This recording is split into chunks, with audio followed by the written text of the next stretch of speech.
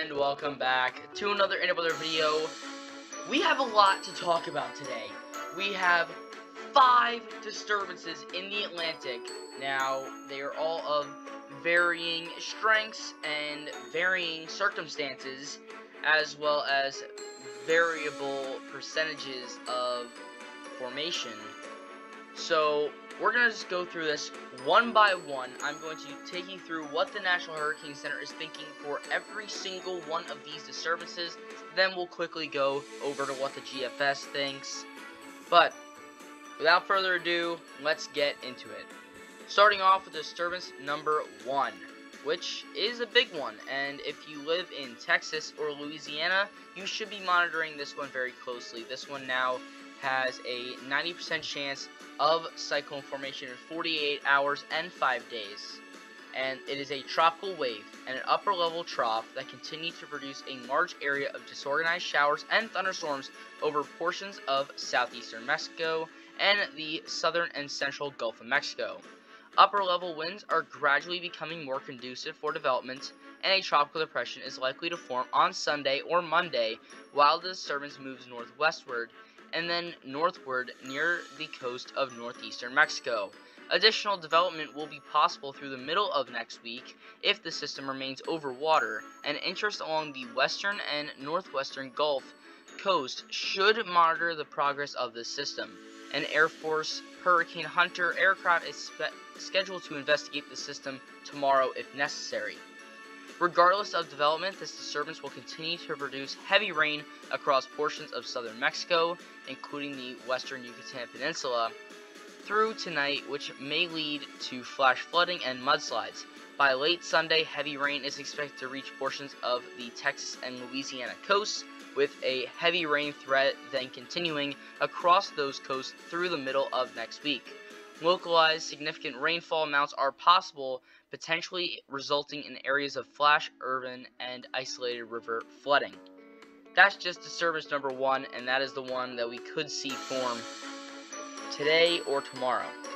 Now we have disturbance number 2, which has a 50% chance of cyclone formation in 5 days. Showers and thunderstorms remain poorly organized in association with a tropical wave located near the Cabo Verde Islands. Environmental conditions are currently conducive for development, and a tropical depression could still form this weekend or early next week while the system moves westward over the far eastern Atlantic. By the middle of next week, stronger upper-level winds and marginally warm ocean temperatures are expected to limit additional development. Regardless of development, this disturbance is likely to bring gusty winds and locally heavy rainfall across the Cape Verde Islands tonight. So 50% chance of 48 hours and 5 days there. Now we have disturbance number 3 up here, which has a 20% chance of cyclone formation in 5 days. A non-area of low pressure is located over the far northeastern Atlantic, several hundred miles northeast of the Azores. This system is forecast to move south-southeastward toward warmer waters, which could allow the low to gradually acquire some tropical or subtropical characteristics by the middle of next week. Formation chance within 48 hours is 10% and 5 days is 20%. Disturbance number 4 is another tropical wave that is expected to move off the west coast of Africa in a few days. Gradual development of the system is possible thereafter, and a tropical depression could form by the middle of next week while it moves westward across the eastern tropical Atlantic Ocean, and in 5 days it has a 40% chance of cyclone formation. And finally, disturbance number 5 is an area of low pressure that is expected to form near the southeastern Bahamas in a few days, resulting from moisture by a tropical wave interacting with an upper-level trough. Gradual development of this system is possible thereafter as it moves northwestward across the western Atlantic. Throughout 5 days, there is a 30% chance of cyclone formation. So, the last time that the Atlantic was this active was right around the same time period about a year ago, where we had 5 tropical systems in the Atlantic at one time. Now, the peak of the Atlantic hurricane season is September 10th. That is the average date where the peak occurs, and then things start to slow down from there until hurricane season ends in November. So this is the time period where we could see 3, 4, even 5 tropical systems, which we have three good disturbances and 2 lesser disturbances in terms of formation chance as of now. But we can see hyperactivity in the Atlantic throughout probably the next 2 weeks or so. So now's the time that we gotta look for that, and moving into September and October, the chances for development move closer and closer to the US. We start to see the main development regions start to slow down in mid to late September, and especially in October, and then right along the coastline of the US starts to ramp up. So here's the GFS, and we're starting off here right around now. And first up on the list of disturbances is this disturbance right here, which forms into a tropical storm, rides right up the coast of Texas, and it ends up making landfall right along the Texas-Louisiana border.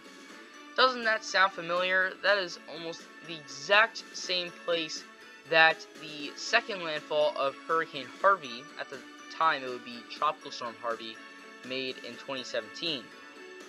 Then we see no development from these 2 disturbances over here, really not much there at this point, and things could change, but really not much.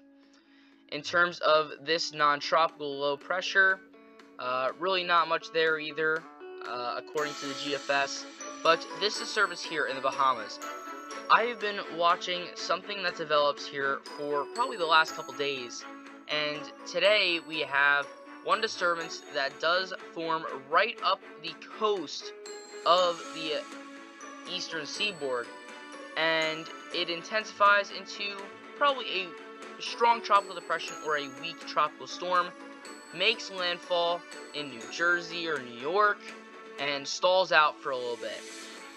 Then there's another disturbance that comes out of that system, strengthens a little bit more, and takes a hard turn into the northeast, potentially making landfall in Long Island and New Jersey. So if we do see a disturbance come out of the Bahamas, definitely expect it to ride up the coastline, at least as of now. Now, this second disturbance at this point, that's September 20th, so this is a little bit harder to tell if it's actually going to happen, and right now it seems a little far-fetched. That doesn't mean it's not going to happen, but it's very unlikely at this point. But if you do live on the East Coast, do monitor this system in the Bahamas. So, here's the big question. Which one of these disturbances do you think will be the most impactful? Out of all 5 of these, which one do you think will be most impactful? Comment that in the comment section down below. If you enjoyed this video, consider leaving a like, subscribing, and hitting the bell. But that is all I have for today. Thank you guys for watching. I will see you guys next time.